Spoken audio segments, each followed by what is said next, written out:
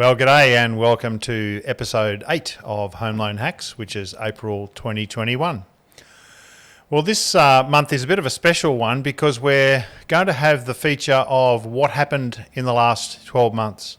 Fantastic chat with Shane and myself about what changed, what didn't, and the current lending environment. So it's quite fascinating looking in snapshot since the start of last year, what's happened. That's coming up soon in the full episode.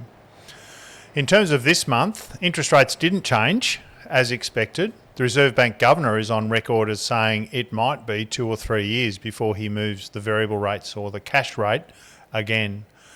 Now that doesn't move the fixed rate at the same time. A little bit of movement or noise around long-term fixed rate. The 4-year fixed and 5-year fixed of many banks went up just a little bit in the last month.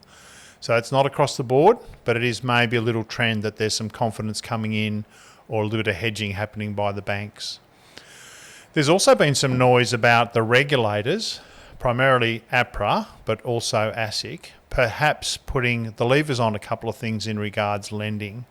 Just speculation at the moment, but if we get a lot of growth and continued hot property market, perhaps they might do something like restricting the loan percentages that people can loan at. Let's say a home loan only up to 90%, or let's say an investment loan up to 80%. Some of this happened a few years ago, or interest only not being available for investment over 80%. Or another thing they could do is restrict what proportion of your income you might be able to borrow. So there's a thing known as debt to income ratio, DTI, which is limited by many banks to 6 times your income. And that conks out before the calculator conks out. Now the reason for a lot of that is that we're at very much historical lows still. So the cash rate, 0.1%, which means home loan variable rates are around 2.6 to 2.8% at most lenders. Have a look at yours, see if you're still competitive. The long-term trend is still very flat, so fixed rates, 3-year fixed, give or take, 2%, quite incredible. Now this combined with more confidence, even though we've just seen JobKeeper finish, has led to a lot of heat in the property market.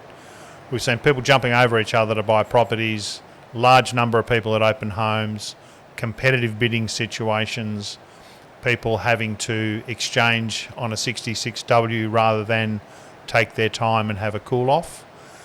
So yeah, shortage of stock because properties are just selling so fast.